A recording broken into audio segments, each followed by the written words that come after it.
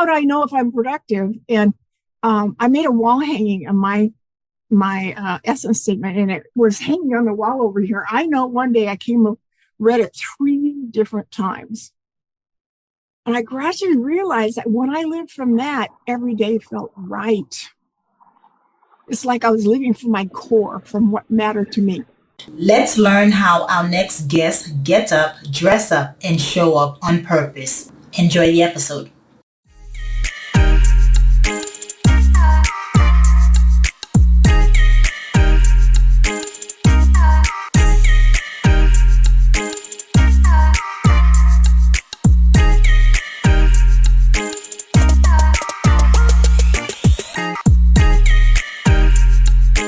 Hello, morning enthusiasts. Welcome to the Best Morning Routine Ever podcast. I am your host, Dr. Lunid, and today I have the honor of introducing a very special guest to the show, Sharon Rolph. You know, for most of her life, she felt invisible, and I can attest, a lot of us do feel that way. So when she retired, she was wondering how does she know she's being productive? Well, guess what? At 75, she is an influencer. She's an author. She is the Queen of Courage on Instagram. So podcast guest on there. And then she is going to talk about how to bring that spark back to life. When you close one chapter, how do you begin the other aspect of your life where you shine so brightly? So it's amazing the work that she's been doing, and we're looking forward to hearing how she unraveled it all. So with no further ado, Sharon, welcome to the show. Well, thank you so much for having me, Need. I love talking about passion and purpose and retirement and helping people find their inner spark.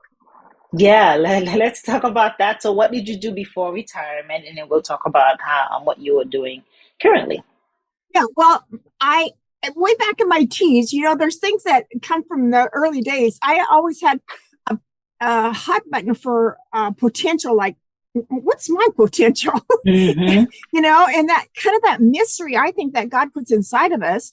And then through my career, I kind of helped other people revise their resumes, because oftentimes we're too close to our own skin to be able to be objective. But in retirement, I see, my last job was empowering people to solve problems, take problem solving down to the lowest level. And about 4 months before I retired, there came an email into my inbox that said that Boeing was partnering with the community college here on a coaching program. And I thought about it for a couple of weeks. Oh, that would expand my empowerment process that I'm already doing. And I see all this free time as untapped potential. Yeah. And it really hurts my heart when people struggle with finding a purpose in retirement, because that adds meaning and better health and longevity. So that's my why. And it's all that potential that just kind of is a hot button for me. Yeah, and it's like a new chapter, right? So just because you're retired doesn't mean that it's over. You sit on a rocking chair and talk about the good old days. You don't do that. You revive, you reinvent yourself. It sounds like that's what you did. So tell us about the reinvention process for you as an influencer now. Well, in fact, the very first weekend of coaching class, they taught us how to write our essence statement. Now, I've renamed that to inner spark or intrinsic motivation. But you could also call it your DNA, your GPS system. Mm-hmm. But let's see, I like to say want to help people discover their inner spark. And it's taking things very, very familiar to us. Someplace I have here. I take what you love to do, your personal qualities, your hot buttons, your aspirations, your values and guiding principles, mold that all into a metaphor. And mine sounds like this. I am precious jewel of wisdom. I'm colorful collaborator, motivator, and learner. I'm tranquil, authentic, and pure inspire. I light fires. And therefore a spark. Mm-hmm. So, who wouldn't want to have their own? This is who I am and what I bring. I think it gives me a lot of confidence.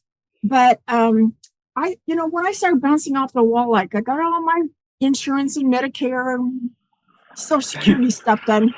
Now, how do I know if I'm productive? And I made a wall hanging on my essence statement, and it was hanging on the wall over here. I know one day I read it 3 different times. And I gradually realized that when I lived from that, every day felt right. It's like I was living from my core, from what mattered to me. And that's what really matters.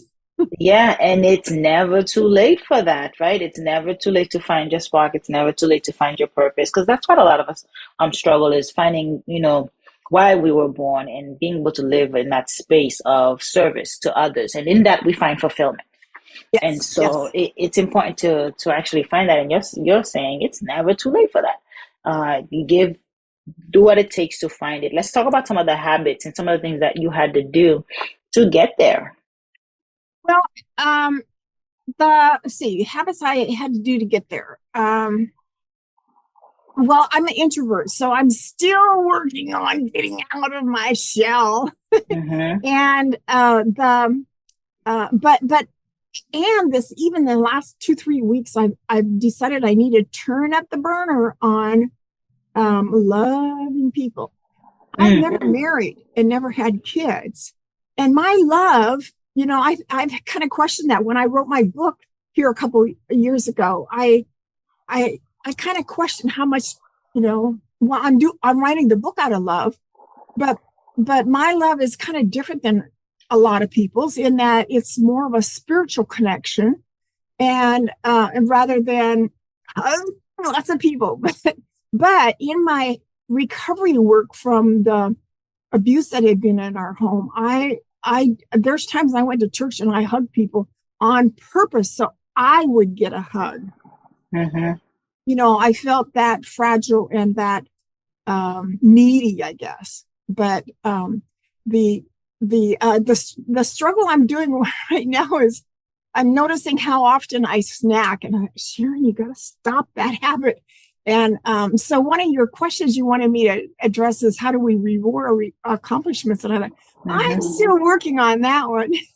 But it's in fact, I think when we reward ourselves, we actually stave off the burnout that can come.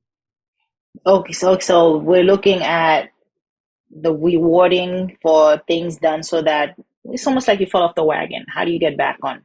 How do you get back on the horse per se? Well, in fact, one of the easy things that I learned here over the years is we forget where we started and that how far we've come in our accomplishments. So somehow I think of that falling off the wagon. Well, your wagon's farther than it used to be, Mm-hmm. and we ignore that gap that we how far we've come. So I'm at least eating healthy, very healthy, but still, after by 4 5 6 o'clock, I want a snack, and or when I'm in the car coming home, that's for some reason another reason why I want a snack. But Some we're some gonna. some habits are hard to break, but there's no need to break the habits, right? Replace them. So replacing that habit in the car uh, Uh-huh. would be the thing to do. Replacing it with something else. Maybe get on a phone call, talk to somebody instead of just sitting here, distract yourself from eating. Yeah, yeah. I don't think about calling in the car, but yeah, my car's a little older than some. Yeah. Okay, so let's talk about the balance act. Work-life balance. We know that it's a stigma. It almost doesn't exist. It's more of a priority. So tell us, how do you help people with doing that balance dance so they don't experience any burnout? Well, the first thing I think is loving yourself and realizing what a marvelous creation you are. The fact that you're breathing is significant. That while you're here, and to love and appreciate yourself. And I've been working on that the last couple of years a lot because I thought, oh, I want somebody out there to cherish me. I'm Mm-hmm. hungry to be cherished. And here about 4 months ago, I felt a kind of a burning. I was kneeling, and I don't do that very often, but I felt a burning right here under my wishbone, and I felt like that was God cherishing me in that moment, in that time. And so I often now touch that spot as knowing I'm cherished and I can cherish myself. But that doesn't quite answer your question. It does. It does. Loving yourself, cherishing yourself, knowing when to stop and when to pause and being in a moment. And is that a sense of awareness? And knowing having a sense of your value and confidence. In fact, one of the things I made it for Christmas present was how can I delight in the value I bring to this world? Mm-hmm. That's not ego. That's just acknowledging I'm something of value, and to recognize it and say, oh, I did a good job there helping my neighbor, whatever, Yeah, yeah. Okay, so Sharon, let's talk about some of the morning routine stuff. How do you get up, dress up, and show up? What do you do in the morning to help set the tone for the day for you?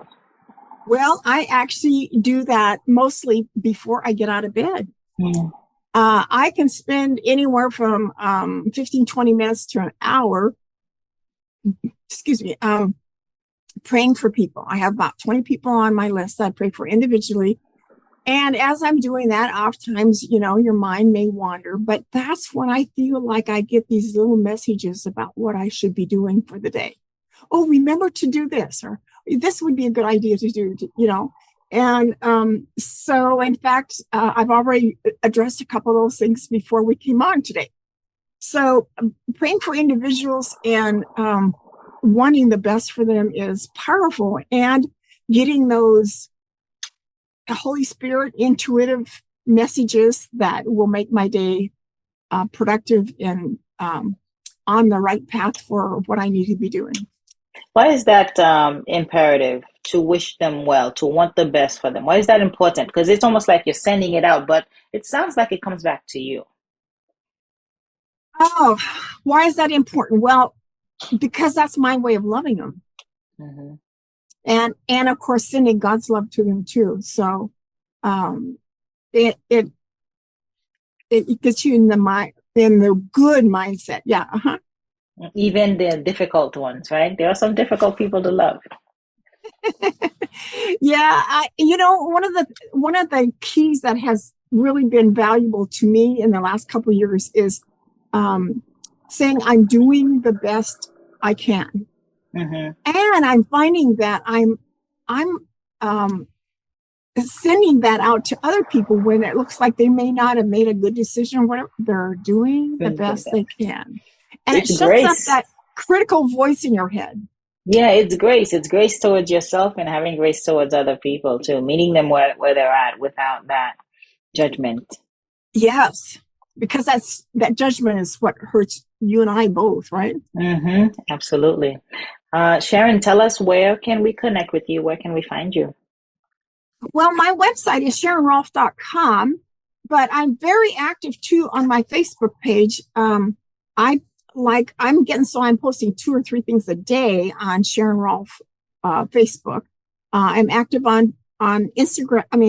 Instagram as Sharon_Queen of Courage, and on LinkedIn. And on my website, why you might want to go there is I have this 3 tips to awaken and ignite your inner spark. And that's because we courage and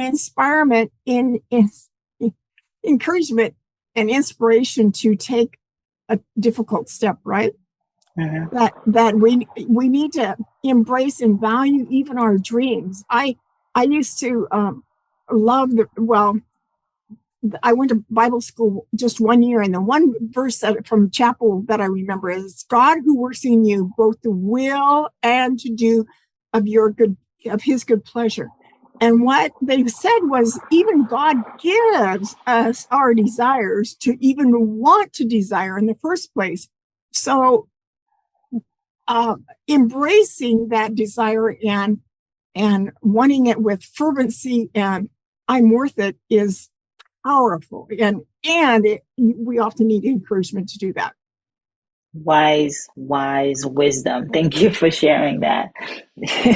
I really appreciate finding your inner spark, even post retirement. Both my in laws are retired and they're doing Meals on Wheels, volunteering, going to church, and they're thriving. They're enjoying and blissful. Well, and the book I wrote is Fresh Courage in Retirement, Finding Purpose, Essence, and Fulfillment. And I create these art blocks. In fact, here's another one. They're just postcard size, but they're also scattered throughout my book because when we see beauty, it processes in our brain differently and therefore easier to connect with our spirit. Well said. Thank you, Sharon, for the time today. Really appreciate you coming on. Thanks for having me. Yes. Hope you enjoyed today's episode. Please comment and tell us what was your favorite part, your favorite habit that you are going to try out for yourself today. Comment below. If you haven't already, be sure to subscribe. Until next time, I will see you at the top of your best morning routine ever. Stay blessed.